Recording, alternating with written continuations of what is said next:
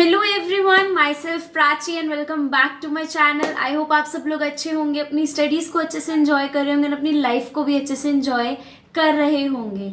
And I know ये moment थोड़ा ऐसा है जिस पे मैंने थोड़ा सा लेट वीडियो बनाया बिकॉज मैं सारी चीज़ों को गैदर कर रही थी, लोगों के एक्सपीरियंस पूछ रही थी कि ऐसी क्या कमी उनके पार्ट पे रही, उनको क्या प्रॉब्लम आई या रिजल्ट से कैसा रहा। हम सबको पता है कि इस बार के रिजल्ट के पासिंग परसेंटेज काफ़ी अच्छे आए। न्यू सिलेबस में थोड़े से कम थे बट ओल्ड सिलेबस में काफ़ी अच्छे आए हैं और बहुत सारे मेरे सब्सक्राइबर्स, मेरी फैमिली में से बहुत सारे लोग प्रोफेशनल्स में आ चुके हैं। लेकिन उनका क्या जो एग्जीक्यूटिव में रह गए या जिनको दिसंबर 24 में अपना एग्जीक्यूटिव का अटेम्प्ट देना है, अब वो कैसे कोप अप करे या वो क्या स्ट्रैटेजी को फॉलो करे, उसी के बारे में हम लोग बात करने वाले हैं। सबसे पहला काम जिन लोगों ने पेपर दिए थे ये उनके लिए, जिन्होंने पेपर दिए थे सबसे पहला काम यही है कि आप लोग आरटीआई से अपनी कॉपीज को देखें। मैंने एक वीडियो बनाया था जिसमें आईसीएसआई फ्री कॉपीज प्रोवाइड कर रहा है आंसर्स की जो आप लिख कर आए हो। तो सबसे पहले आप वो कॉपीज देखो और उसमें देखो गाइडलाइंस रिलीज हो चुकी है तो गाइडलाइन आंसर और अपने आंसर में देखो कि मेन डिफरेंस क्या है, क्वेश्चन क्या पूछ रहा है, आईसीएसआई ने उसका आंसर क्या दिया और आपने क्या आंसर दिया। एक अच्छा एनालिसिस करो उस पेपर का अपने कि आपने क्या क्या गलतियां अपने पेपर में करी। आपको कई बार पता होता है कि ये क्वेश्चंस मैंने जल्दी में बनाकर लिखे थे, कई क्वेश्चंस आपको पता होता है मैंने बहुत अच्छे लिखे थे, उसमें सही नंबर भी मिलते हैं। तो कई बार समटाइम्स हमें लगता है कि ये अप्रॉक्सीमेट ठीक ही तो है फिर भी नंबर कट कर रखे हैं, बहुत सारे पॉइंट्स हो जाते हैं। तो इन सब चीज़ों का हमें ध्यान रखना है। उसके लिए पहला स्टेप यही आ जाता है आपका कि आप ये ध्यान रखें कि आपको सबसे पहले अपने आरटीआई की कॉपीज देखनी है और उसमें अपनी मिस्टेक्स फाइंड आउट करनी है, राइट। सेकेंडली क्या कि हमें हमारे प्रीवियस अटेम्प्ट में जो मिस्टेक्स हमने करी हैं वो रिपीट नहीं करनी। फॉर एग्जाम्पल्स हमने रिविजन्स को प्रॉपर टाइम नहीं दिया तो इस बार हम रिविजन्स को अच्छे से टाइम देंगे। अगर हम कुछ चैप्टर्स को छोड़कर गए थे तो हम पहले उन चैप्टर्स को इस बार कवर अप करेंगे, 100% सिलेबस को कंप्लीट करके जाएंगे। अगर हमने टेस्ट नहीं दिए थे, हमारी राइटिंग प्रैक्टिस में कमी थी तो इस बार हम लोग राइटिंग प्रैक्टिस में ज़्यादा फोकस करेंगे।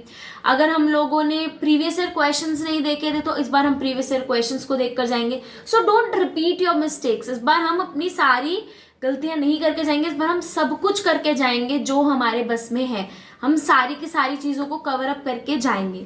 ये हो गई हमारी दूसरी बात। और ये जो दूसरी बात है ये सभी बच्चों के लिए, अब यहाँ से सबके लिए एप्लीकेबल हो जाता है कि हमको हर चीज़ करके जानी है। आई नो जो लोग थोड़ा हरी में पढ़ रहे हैं बट एक बात याद रखना, revisions, writing practice and previous year questions is the main की। एंड उसके अलावा कुछ हमारे की पॉइंट्स होते हैं, हमारे कुछ ऐसी चीज़ें होती है जो हमें बहुत हेल्प करती हैं हमारे अटेम्प्ट को क्लियर करने में, राइट। तो ये होगी दूसरी बात। अब हम आते हैं थर्ड पॉइंट पे कि अब हमें जो लोगों का पेपर हो गया है और नहीं पास हो पाए अब उन्हें कैसे अपने आप को मैनेज करना है 24 अटेम्प्ट के लिए, या जिन लोगों का सिलेबस हो गया है उन लोगों को क्या करना है। आपको मॉड्यूल से एक बार अपने चैप्टर्स को गो थ्रू करना है। मैंने मॉड्यूल रीडिंग पे भी आपको बताया कि मॉड्यूल रीडिंग मतलब क्या पूरा एक एक लाइन पढ़नी, नहीं। मॉड्यूल रीडिंग में यहाँ नहीं बताऊंगी, एक बार आप वो वीडियो चेकआउट करना, आपको पता चलेगा कि मॉड्यूल रीडिंग में होता क्या है एक्चुअली में। मेरा मतलब है कि मॉड्यूल से मैच करो कि आपने सारे टॉपिक्स को कवर कर लिया, कोई टॉपिक छूट तो नहीं गया, या कोई टॉपिक आपकी बुक में या आपके नोट्स में थोड़ा अलग तरीके से लिखा है बट मॉड्यूल में थोड़ा अलग तरीके से लिखा है, तो आप उस मॉड्यूल वाले तरीके को याद करो, थोड़ा सा लर्न करने की कोशिश करो। बिकॉज अल्टीमेटली मार्क्स मॉड्यूल के कुछ क्वेश्चंस और कुछ लाइंस और लैंग्वेज पे ही मिलते हैं, तो वो चीज़। तो तीसरा और मेन इंपॉर्टेंट पॉइंट आपको मॉड्यूल से गो थ्रू करना है। मॉड्यूल में से केस स्टडीज देखनी है, JIGL, EBCL, ECIPL, इन सब की केस स्टडीज को आपको एक बार गो थ्रू करना है। ये हो गई आपकी तीसरी बात कि हमें मॉड्यूल से एक बार देखना है सभी बच्चों को जिनका भी 24 दिसंबर में अटेम्प्ट है, ठीक है। अब आते चौथी बात। इस बार के टाइम में ना बहुत ज़्यादा दिक्कत आई कि प्रैक्टिकल सब्जेक्ट में काफ़ी नंबर बच्चों के रहे या बच्चों का एग्रीगेट मतलब इंडिविजुअल वाइज निकल गए, एग्रीगेट में वो लोग रह गए, है ना। तो इसी पे हम बात करेंगे। ये सभी के लिए है कि प्रैक्टिकल सब्जेक्ट में काफ़ी प्रॉब्लम आई इस बार के प्रैक्टिकल में आंसर्स नहीं बने, दिक्कत आई। तो प्रैक्टिकल सब्जेक्ट मांगता है बहुत ज़्यादा रिविजन्स, बहुत ज़्यादा प्रैक्टिस। जितनी प्रैक्टिकल क्वेश्चंस की आप लोग प्रैक्टिस करोगे उतना अच्छा है। प्रीवियस ईयर क्वेश्चंस को गो थ्रू करो, hard level top notch level तक जाने के लिए आप लोग अपना क्या कहते हैं ICAI के मॉड्यूल्स को देखो, या अगर आपके जो आप कॉस्ट जो CMA वाले स्टूडेंट्स हैं उनके क्वेश्चंस को देखो। तो अब जितने हाई लेवल के क्वेश्चंस की प्रैक्टिस करोगे आपको उतने डाइवर्सिफाइड क्वेश्चंस दिखेंगे, और जब एग्जाम्स में अल्टीमेटली पूछेगा ना तो आपको इजीली बनते होंगे। अब यहाँ पे हम बात करें कि टीचर्स, हाँ प्रैक्टिकल सब्जेक्ट्स के लिए मैं पहले बता चुकी हूँ टीचर्स है, मैंने अब ये पक्का सोच लिया है कि मैं सब्जेक्ट वाइज सारी सीरीज लेकर आने वाली हूँ। CAFM हो गया, आपका कंपनी लॉ हो गया, JIGL हो गया, सबको कैसे इंडिविजुअलिटी से मैनेज करना है, मैंने कैसे किया था, हर चीज़ पे बात करेंगे। बट अगर मैं प्रैक्टिकल सब्जेक्ट्स की बात करूँ, जैसे इस टाइम पे VG स्टडी हब में CAFM की रिविजन स्टार्ट करवा दी है अरुण सेठिया सर ने, तो आप उनको कैचअप करो, वहाँ से आप अपनी रिविजन्स को स्टार्ट कर सकते हो। So start your revisions from there, छोड़ो नहीं, रिविजन से स्टार्ट करो। अब रिविजन्स के साथ को कैसे साथ में पढ़ाई कैसे करनी वो भी मैं एक वीडियो में आपको बताऊंगी जो कि आने वाली। अब मेरा पूरा फोकस आप लोगों पे होने वाला है। अब हम पूरी तरीके से अपने दिसंबर अटेम्प्ट को क्लियर करेंगे। अब रिविजन्स के साथ कैसे प्रैक्टिस करनी क्या रहना वो भी बताएंगे। बट जैसे टीचर पढ़ाकर जा रहे हैं, जो टॉपिक पढ़ाकर गए आप उसको रिवाइज करो, उसके बेस पे जितने भी क्वेश्चंस आपको मिल रहे हैं उन सभी क्वेश्चंस की प्रैक्टिस करो। आप CA इक़्तिदार मलिक सर की क्लासेस भी देख सकते हो, यूट्यूब पे है, अनअकैडमी पे है, हर जगह पे फ्री क्लासेस हैं, आप वहां से भी कवर अप कर सकते हो। रीसेंट नहीं मिल रही है, थोड़ी पुरानी मिल रही है, वही देख लो, because you need to practise, that's it, यही चाहिए हमें। ये हो गई हमारी चौथी बात कि प्रैक्टिकल सब्जेक्ट पे कमांड थोड़ी अच्छी करो, क्योंकि इस बार प्रैक्टिकल में हुआ था घपला।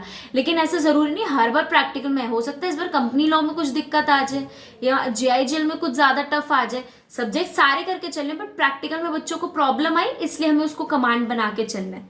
नेक्स्ट हमारी पॉइंट आती है कि एग्रीगेट। मोस्टली बच्चों का एग्रीगेट रहा इस बार, या एक इंडिविजुअल सब्जेक्ट में 30-20 की लाइन में आई, या फिर एग्रीगेट रुक गया। अब एग्रीगेट कैसे निकाले, ये तो कॉन्फिडेंस हमें आ जाता है कि हमें इंडिविजुअल निकल जाएगा, बट एग्रीगेट के लिए क्या करें?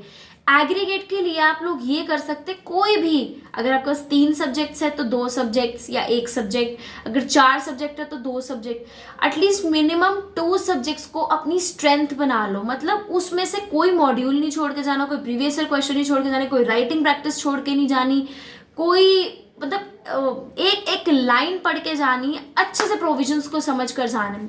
बिकॉज क्या होगा, अगर आप 2 सब्जेक्ट्स में भी 50 की लाइन में मैनेज कर लेते हो और 2 सब्जेक्ट में भी अगर आप 40s की लाइन में भी रह जाते हो, still you can manage your aggregate, right? समझ रहे हो आप मेरी बात? मतलब 50s इन द सेंस, मेरा मतलब 60 के आसपास आप टच करोगे। आप अगर 2 सब्जेक्ट्स पर कमांड अच्छी रखते हो, आप एग्जाम्शन ला सकते हो, कोई बड़ी बात नहीं है अगर आपको सब चीजें आती है उस सब्जेक्ट की तो। सो अगर आप 2 सब्जेक्ट में से एक में एग्जाम्शन ले आओ, एक 50 की लाइन में ले आओ, तो अपने आप सेट ऑफ आपका हो जाएगा। तो कोई भी 2 सब्जेक्ट पे अपनी कमांड बहुत ज्यादा अच्छी करके चलो, जिसमें दिक्कत आती है उसमें करके चलो कि आप पास हो जाओ। बट कोई 2 सब्जेक्ट ऐसे होने चाहिए जिसको आप टॉप नॉच लेकर चलो कि भैया अपने को ये सब्जेक्ट्स तो बढ़िया रखने हैं, बाकी भी रखने हैं बट इनको थोड़ा ज्यादा अच्छे से रख के चलना, सो दैट हम अपना एग्रीगेट खींच सके उसमें से। ठीक है, फिर आता है main point, writing practice. Test कहाँ से ले, बहुत सारे लोगों को क्वेश्चंस होता है, मैंने टेस्ट सीरीज के बारे में ऑलरेडी बात की हुई है। राइटिंग प्रैक्टिस बहुत ज़्यादा इंपॉर्टेंट रोल प्ले करती है आपका इस जर्नी के अंदर। राइटिंग प्रैक्टिस सिर्फ और सिर्फ टेस्ट सीरीज के थ्रू हो सकती है, खुद से करेंगे चेक नहीं होंगे, पता नहीं चलेगा आप लोगों को। तो राइटिंग मतलब टेस्ट के बारे में मैं ऑलरेडी बता चुकी हूँ, बट स्टिल जिन लोगों को होता है कि थोड़ा CS से बेस्ड टेस्ट हो, तो मैंने अभी जस्ट कुछ बच्चों की रिकमेंडेशन पे चेक भी किया। सो एक नितेश जायसवाल क्लासेस हैं, NKJ क्लासेस, जो नितेश सर हैं, उनकी क्लास में भी I guess test series launch होने वाले। मैंने उनका एक पोस्ट भी देखा था और कुछ बच्चों ने भी बताया। सो वो भी टेस्ट लॉन्च कर रहे हैं। अगर आप चाहो कि प्रॉपर CS बेस्ड ही टेस्ट रहे, चेकिंग भी वैसी ही हो और मतलब आपको सारे क्राइटेरिया भी उसी के हिसाब से पता चले, तो आप उनकी क्लासेस को भी ज्वाइन कर सकते हो।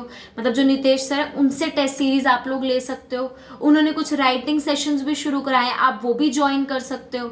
मतलब अब हमें अपना बेस स्ट्रॉन्ग करना है, जहां से जिस टीचर से समझ में आ रहा है करो।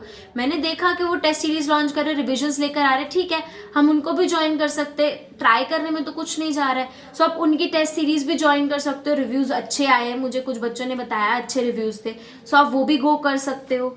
उसके बाद अगर हम बात करें तो आपको बहुत इंपॉर्टेंट है या तो प्रीवियस ईयर क्वेश्चंस या फिर स्कैनर्स, दोनों में से किसी भी एक चीज को करके जाना है। और मैं क्या रेफर करती हूँ, मैं हमेशा रेफर करती हूँ प्रीवियस ईयर क्वेश्चंस। जो आप अपने गाइडलाइन आंसर्स खोलिए, वहां से सारे के सारे क्वेश्चंस को गो थ्रू कीजिए। जो आपकी अगर आपको एक साथ नहीं मिलते हैं तो इसके अमित वोरा सर है, उन्होंने पूरा का पूरा एक पीडीएफ बना रखा है जिसमें सारे अटेम्प्ट्स के प्रीवियस ईयर क्वेश्चंस है, मैं शेयर कर दूंगी आपके साथ। तो आप वहां से प्रीवियस ईयर क्वेश्चंस की प्रैक्टिस कर सकते हो, आपको स्कैनर्स की जरूरत नहीं है, ये भी आप लोग कर सकते हो। या फिर उन्होंने भी अपने स्कैनर्स लॉन्च किया, वो भी परचेज कर सकते हो। वो स्कैनर्स प्रीवियस ईयर क्वेश्चन सब मिक्स है, वो भी काफी अच्छा, उसका भी काफी अच्छा रिव्यू है, so you can go for that also. ठीक है, अब अपना मेन पार्ट आता है रिविजन्स।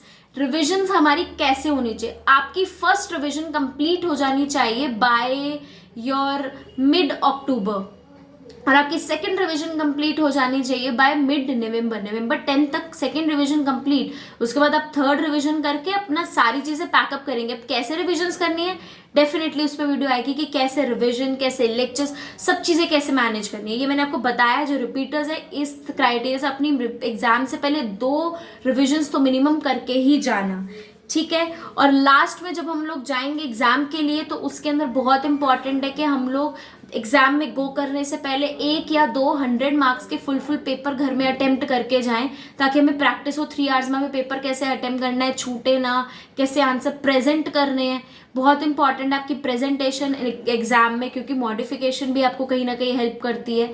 उसके अलावा अगर हम बात करें जो आपको बहुत बहुत बहुत इंपॉर्टेंट है, that is your short notes. Lastly आपके पास शॉर्ट नोट्स होने चाहिए अपने, जिसमें सारे के सारे कीवर्ड्स का क्रक्स क्या है वो आपके पास हो लिखा हुआ, कि मैंने आपको बताया वो शॉर्ट नोट्स कैसे बनाने हैं। सो आपके पास सारा एक क्रक्स अपने पास हो, जब आप एग्जाम से पहले उन्हें रिवाइज करें तो मेन कीवर्ड्स के थ्रू आपके सारी चीजें, टॉपिक आपको रिमाइंड होते रहे।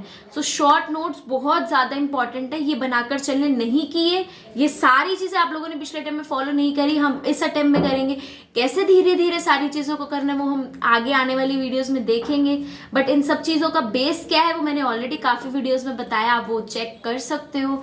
आई होप आपकी आज की वीडियो हेल्प हुई होगी, आपको समझ में आया होगा हमें दिसंबर अटेम्प्ट के लिए कैसे खुद को प्रिपेयर करना है, जो गलतियां हमने दोहराई हैं, जो चीजें हमने छोड़ दी है वो अब हमें कवर अप करके चलनी है।